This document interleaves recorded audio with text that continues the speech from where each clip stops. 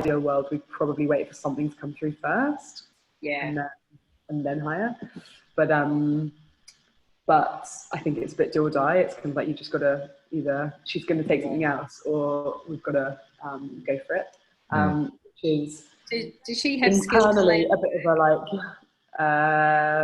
should we take the risk? Because two leadership think no, like don't take the risk, and then the other two of us are like, let's just do it. So I think we're gonna. Yeah, isn't that the case? Hey, Liv, how do you guys approach that topic of, do you hire in anticipation of work? Yeah, no, I'm really interested. We do a couple of things. So firstly, we keep making sure that we, the three of us who are the senior leaders, but also some of the people starting to come into that senior leadership, we all have a list of warm possible future staff. And sometimes we talk to people for up to 2 years, but we just check in every 3 or 4 months, see what they're doing, see if we can use them as volunteers. The other thing that we do is we've created an associate cloud. And so 2, maybe 3 times a year, we run a 2 or 3 day training course that people can come to for free, but also they come at their own cost, and we give them all the basic TDI 101 stuff. So it's a trust step that, they might use it in their own consulting or their own line of work, but by and large, we've kind of got them there when we flex out, they're people with some work capability that they can give us 2 days a week or 4 days a month that we use. But also we do that with people we want to hire, Olivia, that we haven't quite got the salary for. So they're all ready to go. They've kind of been inducted. They know people. They've kind of drunk the Kool-Aid, so that then when the proposal hits, we can just pull them in straight away. Yeah. And then the other thing we do is if it's a bit of a stretch and it's a senior enough role, we write in that they have to win some business. Which helps offset the risk. I like that.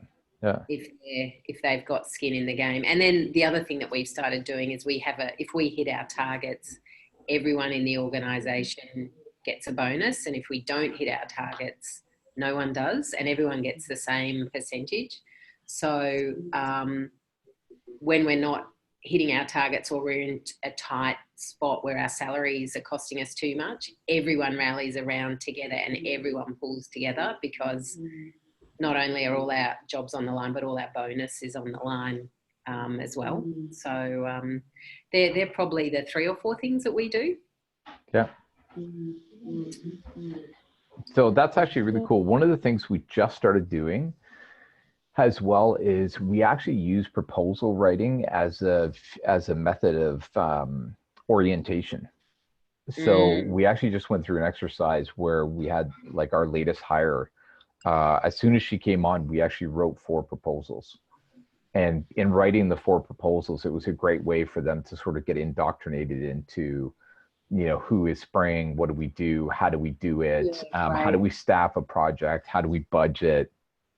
And so it almost like half deals with that challenge of like filling the book. It's, I think for us as Spring, we have definitely gone both ways. Like we have definitely done the, win work, then hire. We have also done, there have been 1 or 2 situations, a couple situations where we've hired in the belief that the work would come. And so the way that I like to think about it, to be perfectly honest, is I try and keep the proactive hiring to less than 10% of 10% or less of the headcount. So if I got 10 people, then I might hire 1 person, because I feel like we can absorb it long enough, you know. But if it's 20, like if I'm going to hire 2 people on 10, then I'm like, now I have to sell my way out of a problem, which is a salary problem. And so you live in that tension.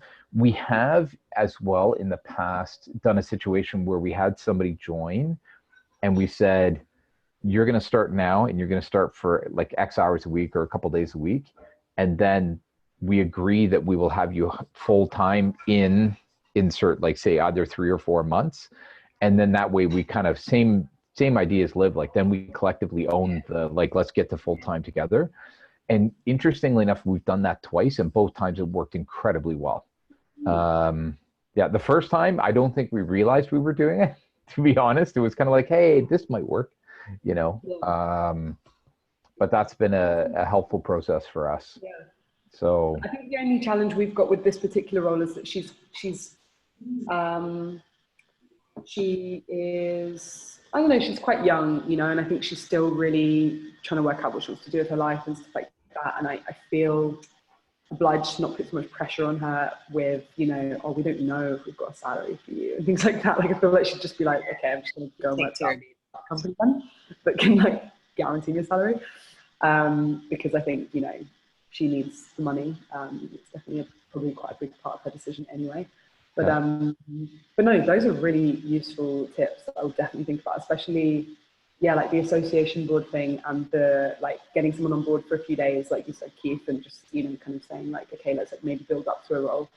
Are like really good ideas, especially for some of the roles that we know we want to hire for, but we're just waiting for money to come through. It's like a good time to start engaging with people that could be potential, but, you know, we don't offer them anything. We're just kind of like getting our feelers out there.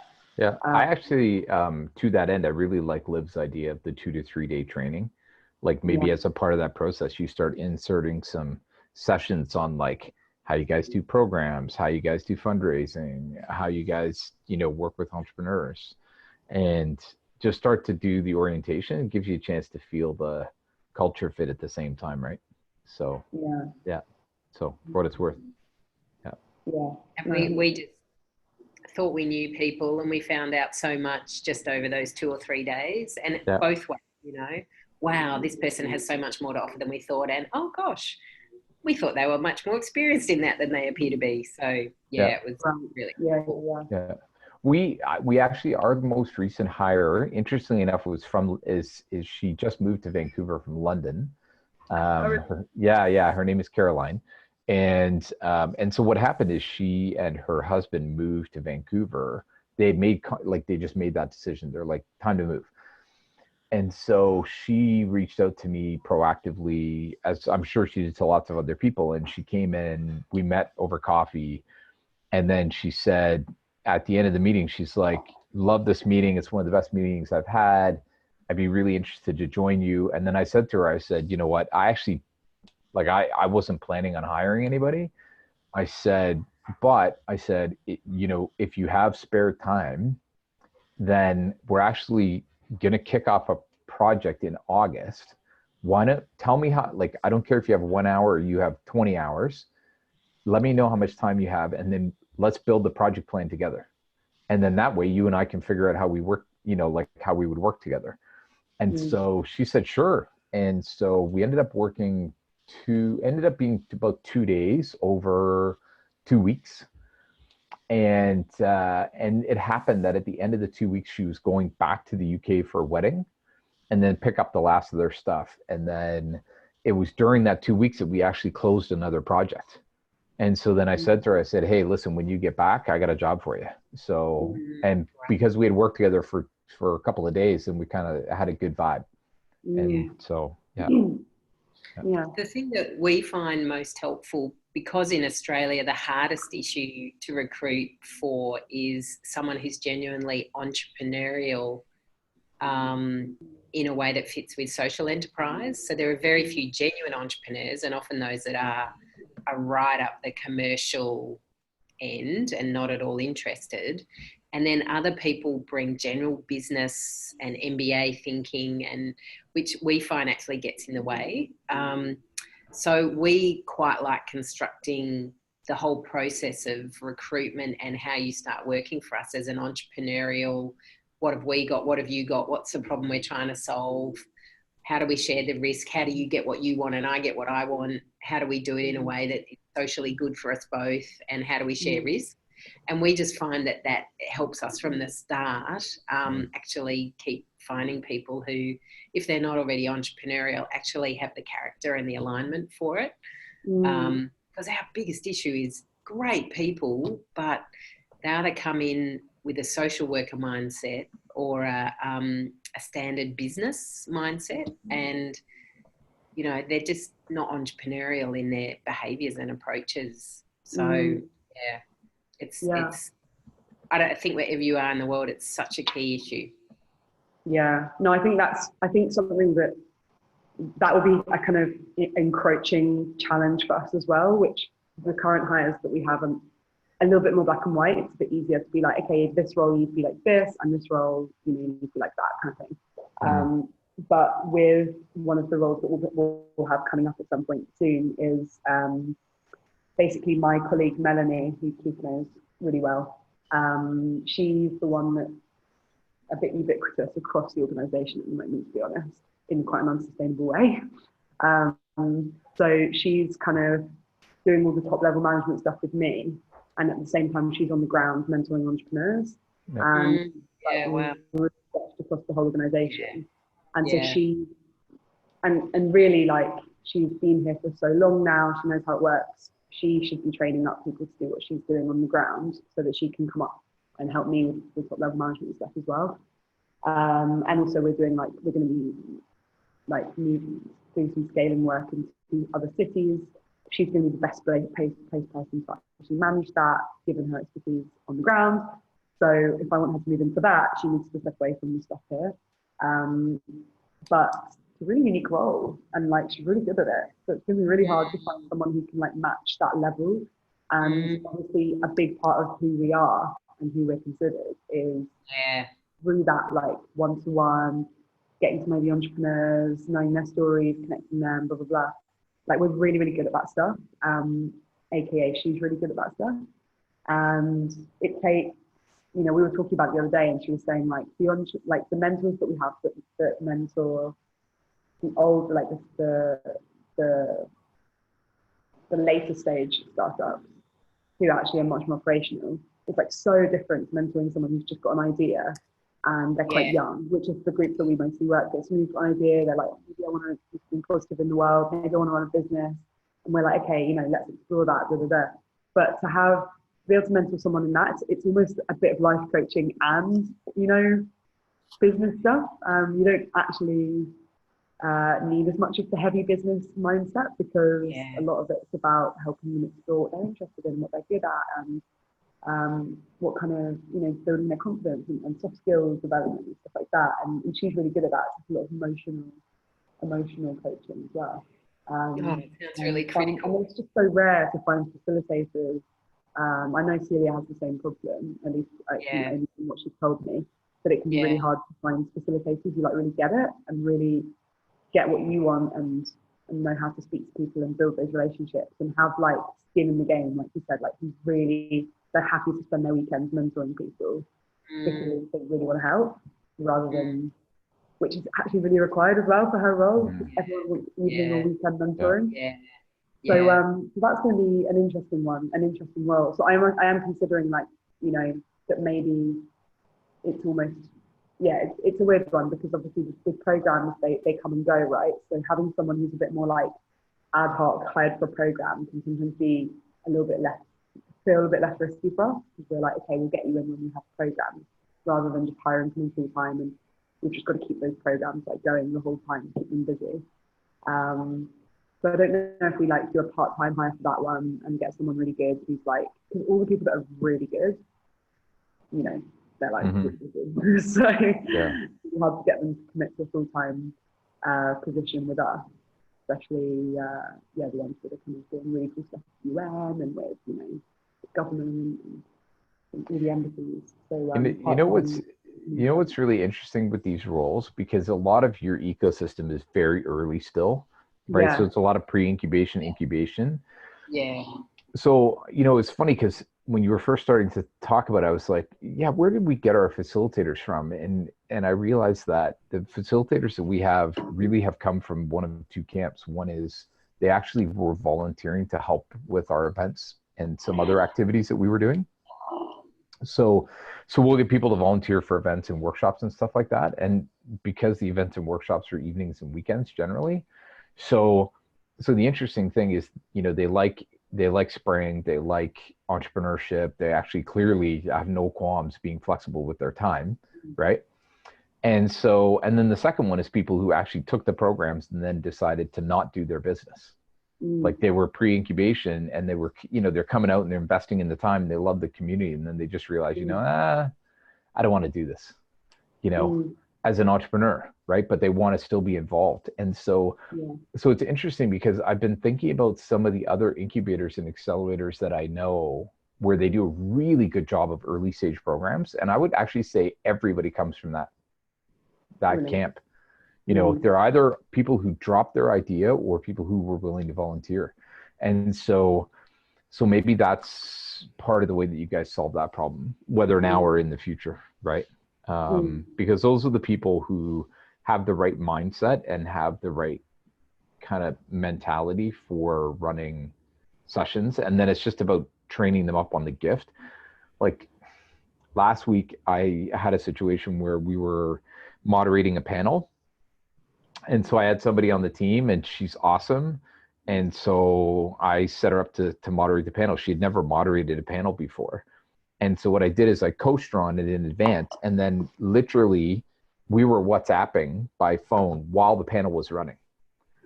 And so she would like ask a question. And then while people were talking, if she had an issue, she would just quickly ping me. I'd ping her back. And then I was just helping her see the tone of the crowd.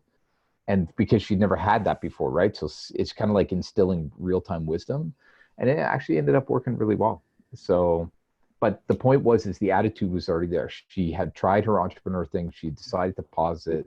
She was volunteering in the community. She's super active, you know, and so. I think that's the thing. It's like, it's such a shame. But I'm just thinking about it now, just in my head, like, because it's true. I think the main kind of things that you want to really be there, the kind of non-negotiables, are like the passion, you know, in being able to be flexible time and mentoring lots of different people.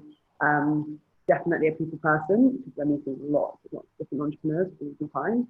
But and then I guess the skill stuff, you know, can be trained as well. But I guess it's like classic HR, like it's so frustrating to be like, oh, you kind of know this in a period where it's like, oh, we're not quite as good as we were. You know what I mean? Like the quality must slightly dip when there's a period of a new person coming on board and mentoring if they're not really. No, I hear you. But I don't think there's much you can do about that. And also, I don't know who we're hiring yet, so you never know. Maybe we'll get really lucky. Find someone who ticks all the boxes. But yeah. So Liv, how do you guys deal with that perceived dip in quality when you bring new people on board and they're facilitating and leading? Yeah, it's really true. And what we first and foremost try and do, I think, just speaking off the top of my head, is that we spend a lot of time now on induction and a lot of time on in-house kind of boot camps where we teach method and then we do it to each other. They do it to us as though we become clients, like we act out actual clients and we get them doing all the bits. And we drop their utilisation billable rate right down for the first 3 months and then the second 3 months. So it's really not until month 7 that they're really fully pulling their weight and have arrived. And so what we assume, Olivia, is that it gets harder before it gets easier when you add someone in. And so we have them shadowing us the whole time. And we get them to review us and what have you learnt by watching us, and then we get them to do smaller parts and bigger parts. So it actually goes backwards, and that's the other reason why we tend to employ proactively, share the risk, get them to buy into winning business, because they're not really making the business money until month 5 or 6 often on their utilisation. And so we've got to get someone on board before we're running flat out, because we know we have to run harder for at least the first 3 months when someone new starts. And it's a mix of them learning from us, them doing it in bigger and bigger chunks while we watch and coach. But also it's making sure they have enough time to have the slow conversations with us, because again, we usually find we have to break down frameworks. So for example, one of our major clients, so we run an accelerator for, we put 2 new staff in a team of 4. And what I noticed, they both have MBAs. And what I noticed is by the second accelerator, they were doing lots of teaching. It was a one-to-many interaction instead of many-to-many. And they were giving too much information and assuming the job was to give information. And I'm like, no, the job is to transform their business with them, and for them to have the skills to transform their business in an ongoing way. And if you just talk to them, no matter how good you are, no matter how good your PowerPoint is, they haven't got it. They're not doing it. They're not actually working on their business. And so we then, compared it to our best accelerator lead, who doesn't really ever do more than 5 or 7 minutes of one-way communication before everyone is actually working on their business or someone else's business. And the whole time you're working on your business, and the whole time you're sharing the truth of your business. And so I just think you've got to have those slow conversations with people as well. So I just, in Australia anyway, and I don't know elsewhere, there's to get really good quality people who really drive your DNA and are true to what you're saying a social enterprise is, and that might be different for each of us, or the way we're wanting to build the new economy, or whatever that is. You just have to have a massive training investment in people. Yeah. No, I'm really glad that we actually have this conversation now, because it's not crunch time yet. So I've actually got time to implement any of your advice. It's annoying if I was like, oh, well, actually I need someone now. So yeah. And we do what Keith does. We start people on 2 or 3 days, and we talk about it really honestly, and it's about sharing risk and reward and all of those entrepreneurial things. The other thing we're trying at the moment, it's pretty new, but we're pretty happy with it. We've tried a whole lot of different personality tools as a way of so we do 3 things. We kind of talk it through and say, who is the right kind of person for this job? Then we look at actual people in the industry, if not at TDI elsewhere, and say, what jobs has that person done previously, and how did they get to where they've got? So we go and then look in those industries and those pathways. And then the third thing that we do is we've used different personality tests to try and understand if people have the right elements. But the one we're using now is called Harrison's, and it's actually designed to be used in recruitment as well as in culture and team development. So you use it from the moment you start talking with someone all the way through their entire journey with you in your organisation. And so far, our current recruiting round, we're finding it really helpful. And what you might do is you might kind of go, what's Mel's Harrison profile and what's yours? And then what might the likely profiles be of the people we're looking for? I'm not sure how expensive it would be for you there, but it's a lot cheaper than other things that we've used. So I kind of think we need all the help we can get, because it's such an expensive thing to recruit people. So that's the other tool we're trying at the moment. That's really interesting. And I wonder if, whilst we're all on the frontier space, we should get everyone to submit personalities. Exactly. And then you kind of go, I'm looking for a key. We'll have the first research. I'm looking for people out there who are like that. Yeah. The most likely personalities for facilitators across the world is. Exactly, right. Just as an aside, the other thing that I would say is all the hiring and all the training in the world, at some point in time, that person's going to run a workshop or a incubator for you. And the challenge is that you and Mel, like myself and Liv, you'll watch the person do it and you will think it's not good enough. Like, I guarantee it. Bet my paycheck. And so my encouragement to you guys is, first, don't watch. And second of all, net promoter score the crowd. Yeah. And the reason is I have found this more and more. Like, I hire a good person if I keep my nose out of their class and I just look at the customer satisfaction survey, the net promoter score. You know what? They still rate. You know, they get scores that are pretty on par with what I would get or what, you know, somebody else would get. They just do it differently, you know. Yeah. And I think sometimes we have to remember that the audience is, you know, aspiring and or very early stage new entrepreneurs, like budding, right? And so Anybody who's up there in front of them and walking them through a process to help them unlock clarity is hugely valuable for them. And so if they take a different approach, I remember the way that I found out one time is I was watching somebody on my team, Chin, who's actually our longest serving employee, and I was watching him deliver a session in an incubator, and I literally, it was everything I could do not to like just interrupt, you know. And so what happened is it was a 3-hour session. And so halfway through, we took a 15-minute break, right? And so I'm getting ready to go up to Chin to say, dude, I'm taking over. Yeah. And one of the students walked up to me and said, you know what? That was the best 90 minutes I've ever had in a classroom. And so I was just like, you know, that was very good for me to hear that. Not because Chin was good, but it's because I needed a little bit of humility too. Right? Just because I do it a certain way doesn't mean it's the best way and the only way. And so what I would encourage is when you hire your next facilitator, make sure you have your customer sat ready, like on a session by session, every single session, and then just don't sit in on it.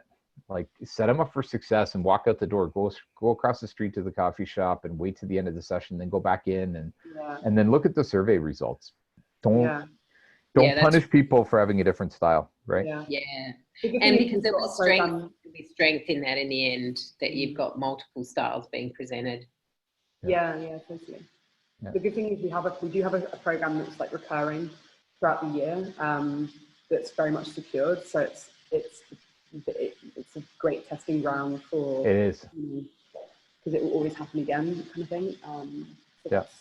Right, rather than just being like one project, one partner, like But no, that's really, really useful advice. Cool. Guys. Yeah, for sure. Lots of notes to share. Hey, I'm curious. What are you guys doing on space? So we are closing the co-working space at the end of this month. Okay. And the kind of larger question around what we want to do with space is yet to be determined. Yeah, really hard one. I mean, we are, honestly, I could not say how much we're all split 50-50 down the middle on keep the space or not. I think reason and logic would tell you probably don't need to have a space in the end. Like, don't need it. Probably be all right without. But I think there's more of a philosophical kind of bigger picture part of us that's like, that having that space, you know, the ecosystem is really young still. Like, if we keep it and we just keep going, like, could it bloom like later on? But my current reality is that I don't have time to manage a space. I need to like hire people and manage the team and do proposal writing and scaling strategy stuff. Like, there's so many other things on my plate, and then things like getting rent for the space quite low on my priority list.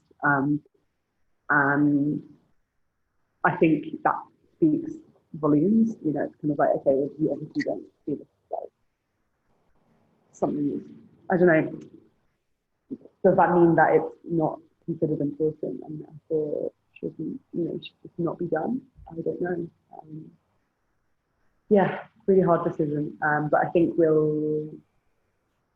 I think it'll be really interesting to, when the co-working space ends, to kind of be like, okay, blank canvas, guys. Like, you know, we'll have some new fresh blood in the room. So I think that will be helpful to kind of, you know, basically say to that, because like a lot of their roles will be like event management and stuff. You say, okay, let's blank canvas, like, let's, you know, try and make some stuff fly in the space, and that could be a really helpful indicator for us. Beyond that, I really don't know. I guess if we don't really make a decision, if we're really just keeping on bobbing along, then I guess at some point my gut would probably say maybe I guess my gut would probably say we should consider getting rid of it, but it pains me to say that right now because I don't know if that's actually, I think I could easily say it. But yeah, Yeah. Lost for words on how to make that decision. Yeah. Really fun. You know, it's interesting. Liv probably has her shared experiences as well. One of the stories that I really like is Eric Schmidt, who became the first CEO of Google. Sergey and Larry founded it, and then when they raised a round of financing, Eric Schmidt came in, right? Ex-Sun, ex-Novell, super smart guy, and he talked about how it was only a couple weeks in at Google, and he was going by like a meeting room, and he realized, like, because there was a lot of noise, right? Like there was a lot of conversation happening, and he's like, oh, what's going on? And so he stuck his head in, and it was basically the whole company except for him. And what was happening is they were having a big debate, and this same kind of like 50-50, do we not? And in that case, it was actually the Google staff en masse, including Sergey and Larry, debating whether or not they should put ads on the homepage, like whether or not Google should do ads like that, which we all know, right? Like that's how Google has become like the $100 billion plus company, right? But there was a meeting where everybody sat in a room and they said, do we or do we not? And you know, we at Spring, we actually had the same conversation that you're having right now. We're like, we had a space, do we keep it, do we not? You know, when we were having that discussion, we didn't know, right? And so the important part is that you guys had the tough conversation, you made a decision. You can't, like at this point in time, you can't second guess that conversation, that decision.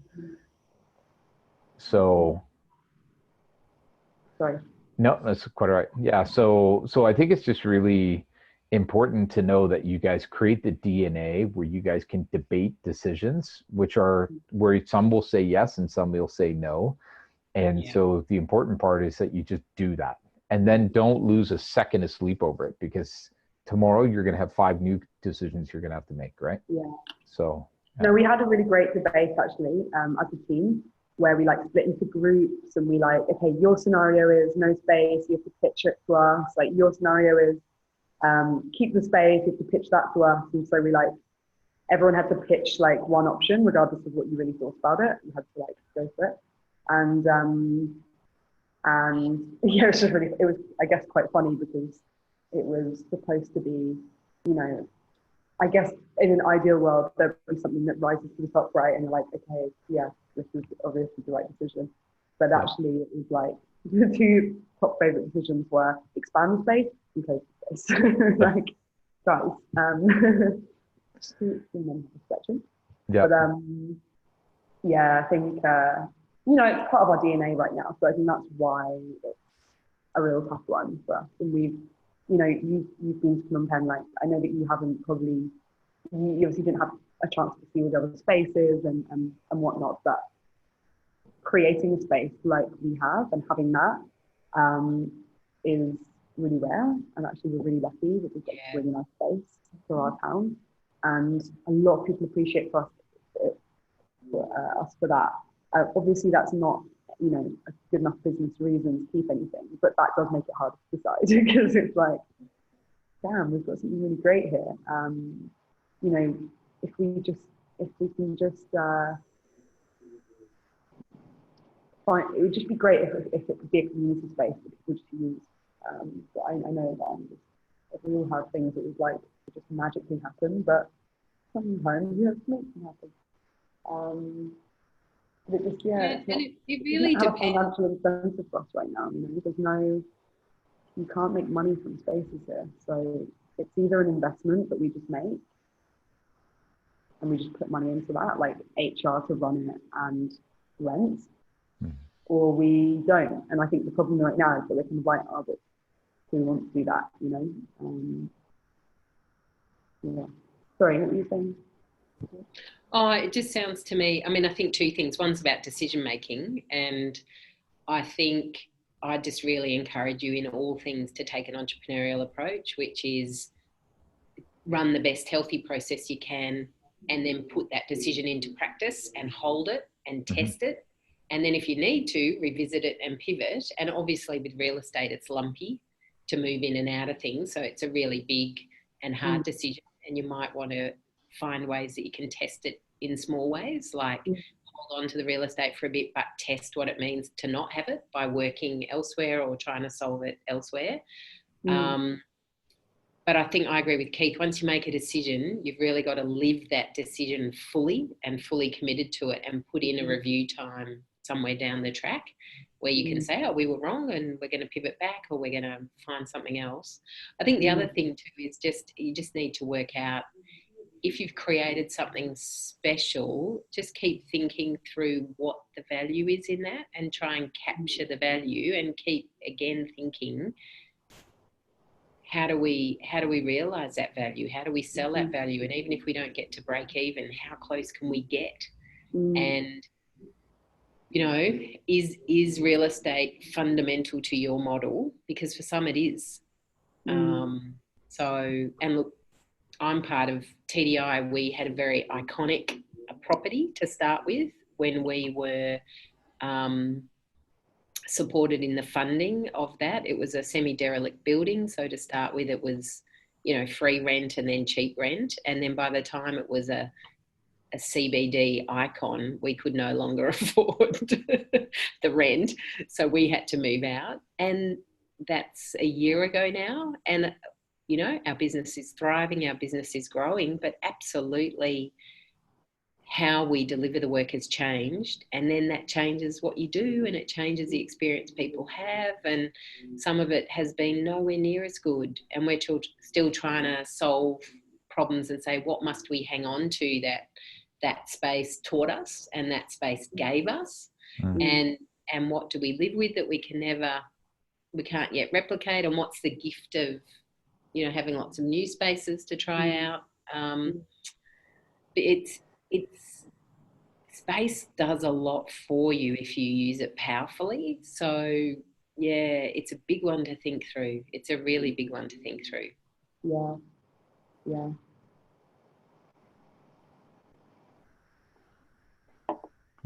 No, I think I feel bad, because I know that we've had this conversation a few times, and it's something that I need to drive. And I can't work out if maybe it's either me just being unable to manage my time effectively, or I'm just too busy to have to think about all of these things and try and drive all of these things at the same time. Because I know you need to. I think the thing we've decided for a long time now was kind of test different models for the space and try and like get loads of event space rental in, and you know, just try different ways of using the space so that we can make sure that when we make a decision, we know that we tried and if it works or not. But it's just finding the capacity to do that when we're all quite busy at the moment. But I hate saying that because that just feels like such a cop-out excuse. Yeah, I guess I completely agree. Like, you're both 100% right. You just have to like go for it, even if it's not for very long, and just see how it goes. Well, if you're trying new things like an event space, that costs you time and money, because you're not going to develop new business that's different to your core business in injection of time. So again, I think really creatively, we use the business model canvas, and I'd say, who can we bring in on our partners box? You know, who is out there who wants to run an event space? Who can we bring in that they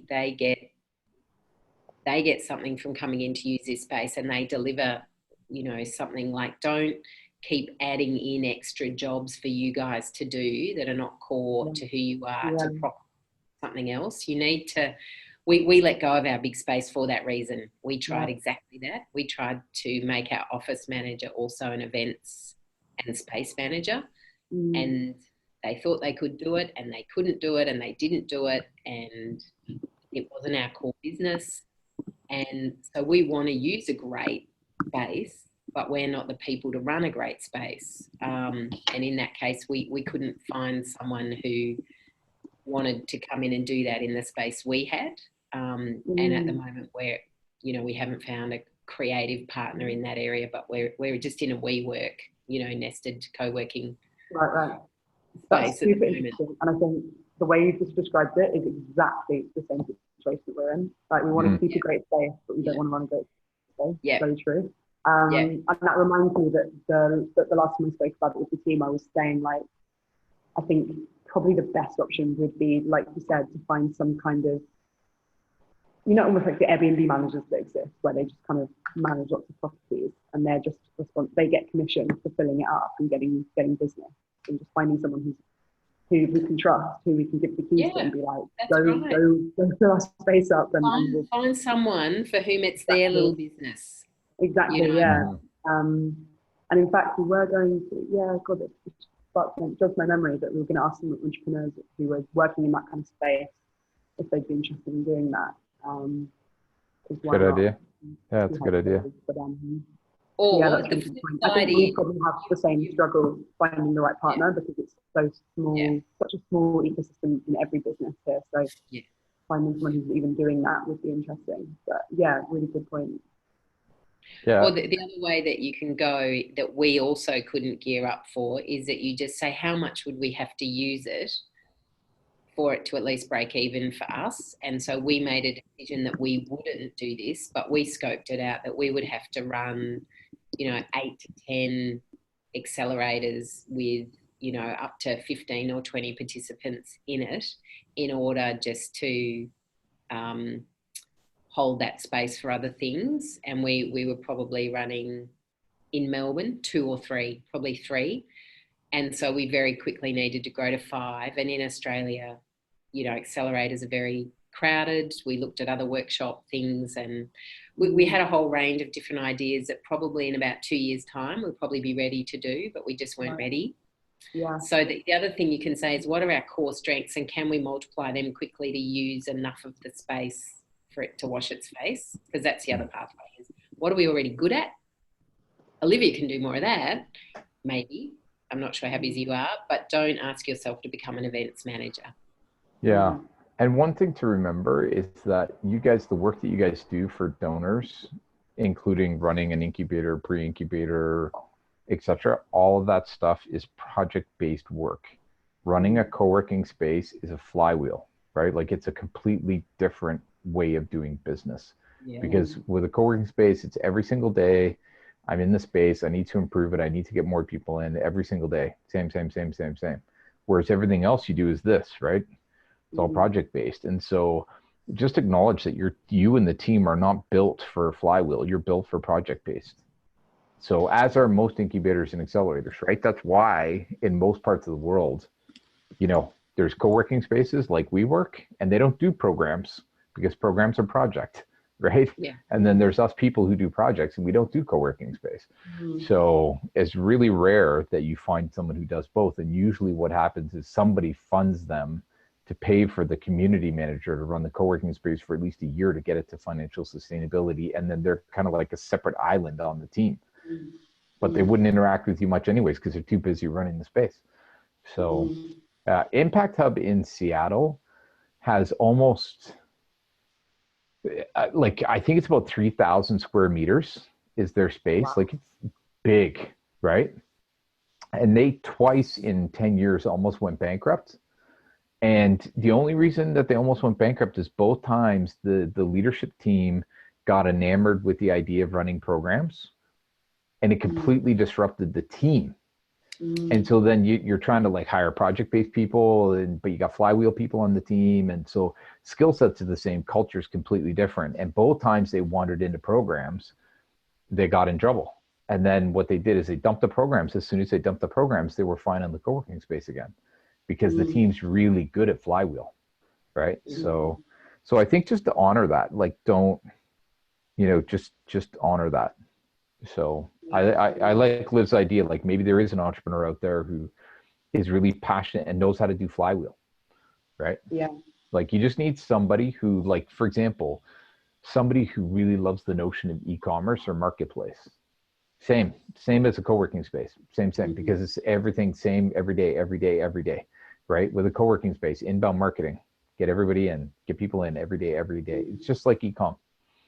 So they just have to have a smiley face for when people walk through the door. So yeah, no, really good point. Yeah. So for what it's worth.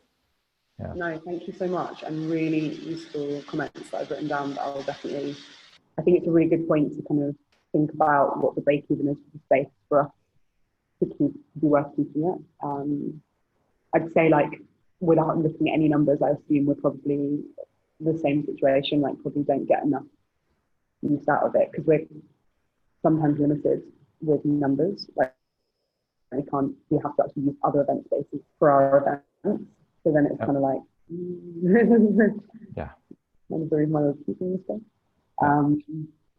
And Olivia, you might even want to use your project smarts to get the right flywheel people in. You might want to make it a competition, and first prize is like you turn it into a scarce resource. Like right now, it's a bit of a white elephant resource for you, but if you actually pitch it out in the marketplace as a scarce resource, we're having a competition, and here's the basic business plan. It's a black box, but you need to make this much money. Here are your fixed costs. You tell us what your variable costs are. Here's the amount of space you've got. Here's where your current, one of your current co-working groups. Make it a bit of a competition and see offer to coach people to build the business model, because that's your strength, and see what people come up with. Yeah, really good. It's good. Really cool. Thank you. Really helpful. I wish we'd done that now. Think of that. I wish we'd done that. We'll do that next time. Yeah. It's funny. I'm listening to you and I'm like, oh, I should have. Yeah. Damn, should have done that. Yeah, exactly. Yeah. We just got overwhelmed by our mortgage and moved, but we should have been creative. Damn. Yeah.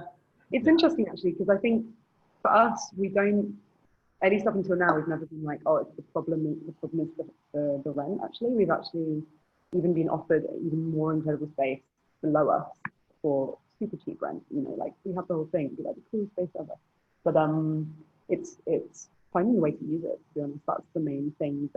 And having the capacity to do that that's where the big kicker is, because we just we're closing out our co-working, which is what we wanted to do anyway. But regardless, it wasn't there wasn't so many people working towards the end. Probably also because we kind of mentally closed the door on it. Checked out before we actually physically closed the door on it. But a lot of our people on our programs aren't people that need a space during the day. Our innovation garage is doing really well, though, I have to say. Like that was kind of our testing ground for having an innovation space that's just for entrepreneurs to use. That's picking up, like people are coming in and stuff like that. So that's really nice.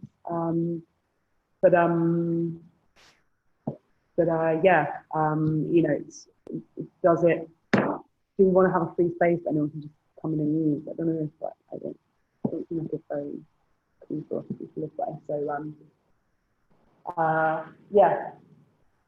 really, it's just putting people in the space in a way that doesn't suck all our time and energy would be amazing. Why can't that happen? Why can't people come and use the space? We don't need to put anyone in there. Just pay us. It's amazing. Yeah, why don't they just make our life easy, right? Why can't people just pay us? Exactly. Do what we want to do. That's awesome. Very cool. But no, really good. It's kind of refreshed my. I've had too many refreshments recently this week. It's like, oh yeah, I really need to get back into that thing again. But no, it's good. Cool. Just finish writing some proposals. Good. Yeah. Awesome. Well, listen, why don't we call it a break? Just a heads up to you guys, I have recorded the session just so that the other people could share. For me, like, it was really good to just talk through that, like, how do you flex up? And, how do you find good quality people? The decision-making process, I think, was a good one. I think it was a great conversation. So Olivia, I'm really glad that you were able to join us. Yeah, thanks for tuning in. Yeah, I think thank you. It was a good learning for me and reminders for me, and on both those things, facilities and staff, two really core things. So good use of time. Thanks. Cool. Yeah, no, thank you so much, guys. Really, really valuable. And I've got lots of notes that I'll get started on as well.